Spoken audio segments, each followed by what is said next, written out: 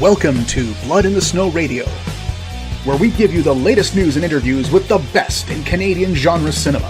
Here are your hosts, Robert Bellamy and Festival Director Kelly Michael Stewart.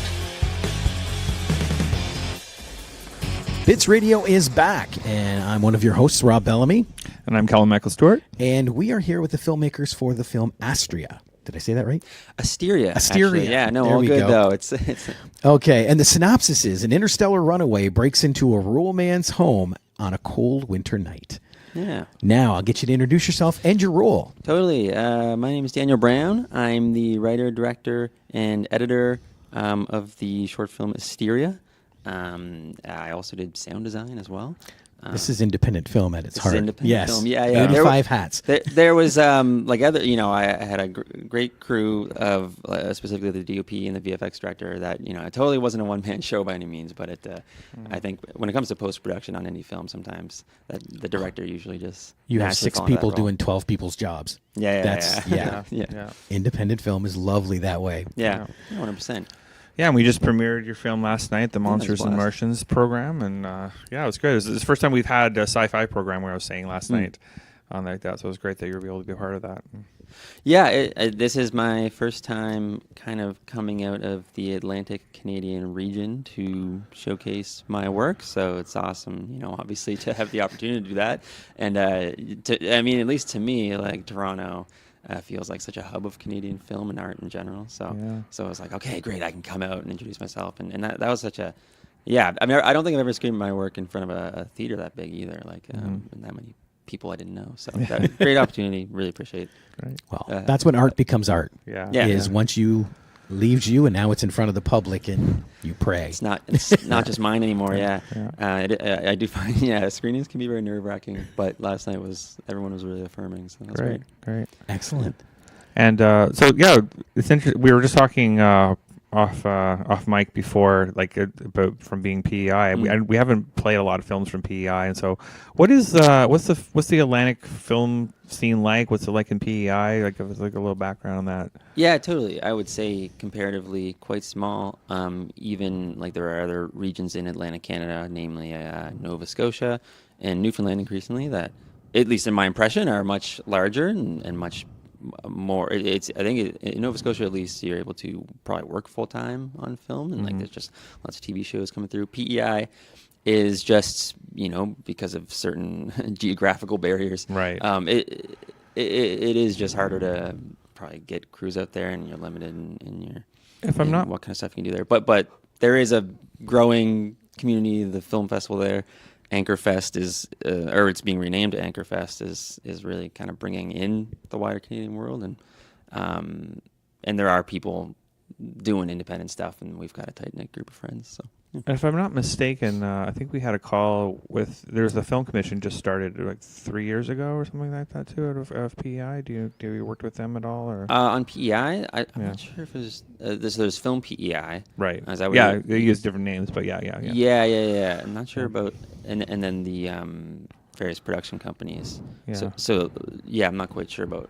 Yeah. I'm trying to think about in the past 3 years, but because what I was hearing was that a lot of shows were that they would shoot something in Nova Scotia or something and pretend that it's PEI because they have because they're tax credits and stuff like that too, and just like I think that might ring more a bell. I think certainly the province has been trying to boost the tax credit presence, and there was an instance like that with the CBC show, right?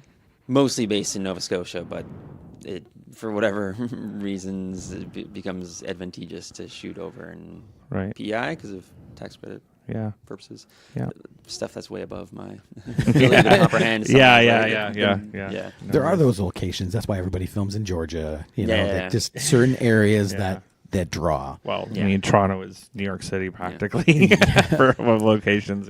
There was a feature film just made like over the winter. I think it's like a Christmas zombie film. I don't actually know that for sure, but it's something along those lines. I'm in. There you go. Yeah, I want to watch that. And it was an example of one that was like, okay, this could be any part of the world, or a more not a specific part of the world, and PEI was able to tick those boxes for this production company.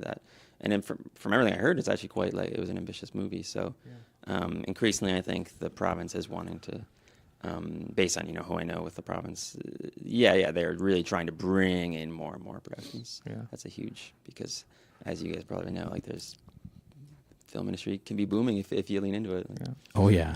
So going back to your film project, so talk about how that first came about and what was the seed of it. Yeah. So Asteria I would describe it as very minimalist. It's like only 5 minutes long, but that's kind of something that I wanted to do based on my prior short films. I wanted to really strip it back and make something that focused on the visual storytelling.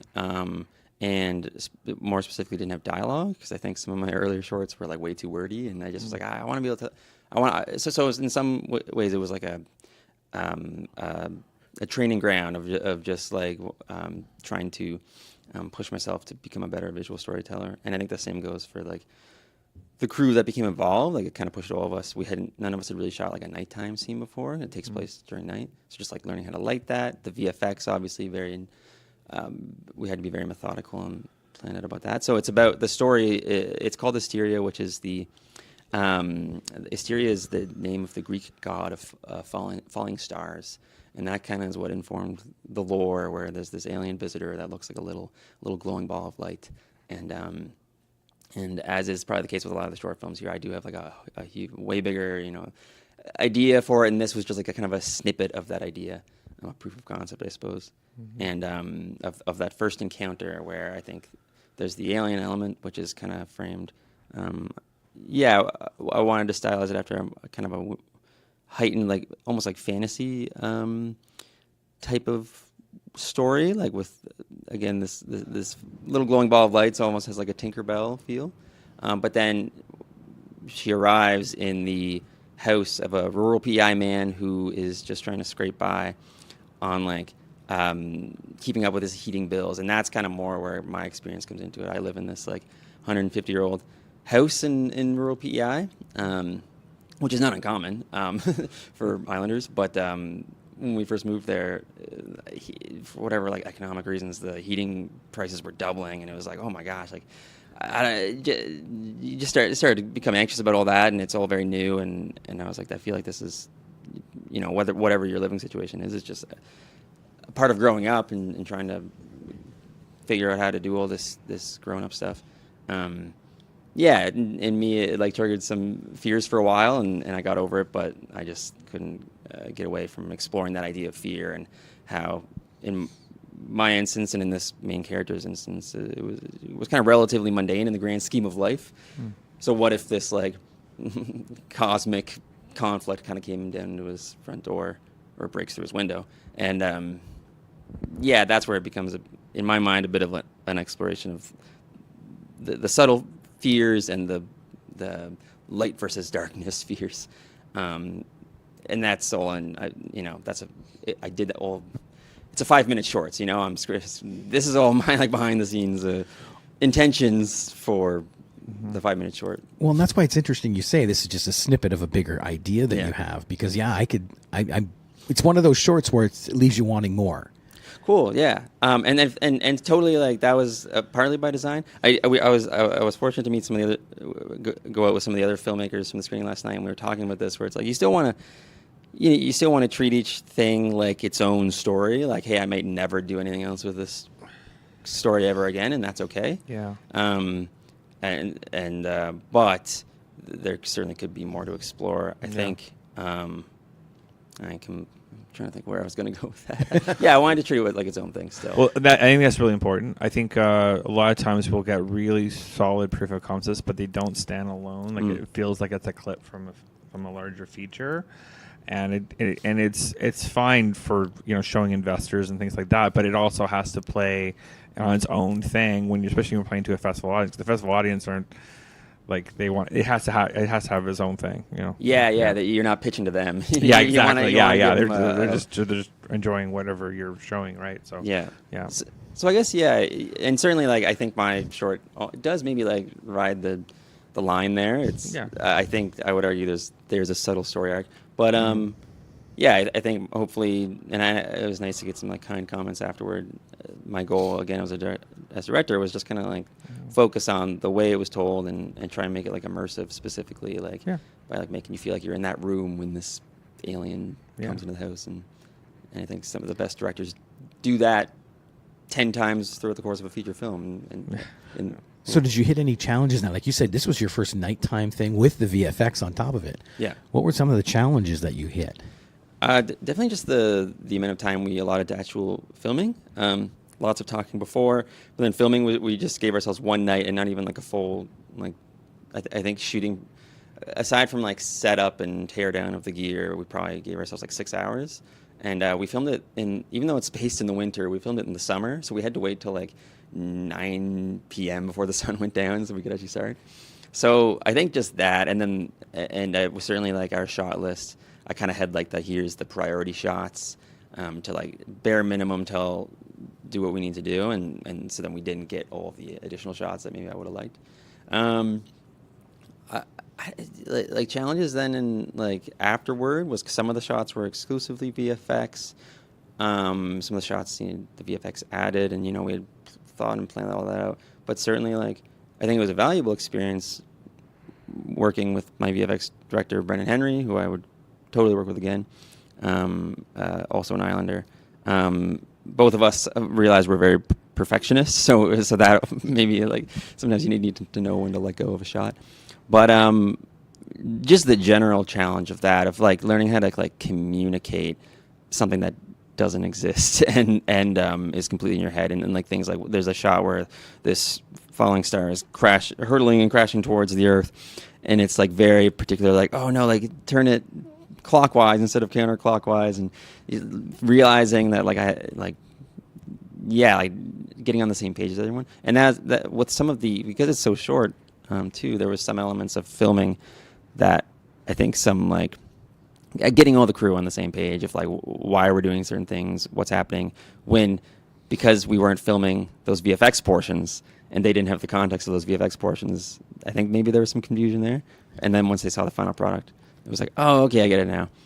Nothing against anyone. It's like, this is probably just standard filmmaking. Yeah, you're watching someone take a film of the sky, and it's like, great, what's this all about? Yeah. There's like there's a shot that we go through the floor, and I guess the challenge there was from a lighting perspective, interestingly. Like, we lit the entire top floor with the intention of doing all the top floor stuff, but then I wanted to do that through the floor shot, because there's this like floor vent in the film. So then they're like, well, we can't just do that because we haven't lit the downstairs yet, and we only have enough lights to do like one floor at a time. So stuff like that. And we worked it out, honestly. At the end of the day, we just did part one. We just stitched 2 versions of the shot together. But like that required a lot of talking and a lot of planning, and it worked out. Excellent. Yeah. Well, thank you so much for being on the show, and congrats on being in Bits. Thank you very much. Thanks for having me out here. It's been a blast, and hope to come back. Yeah, we can't wait to see what you bring. Great.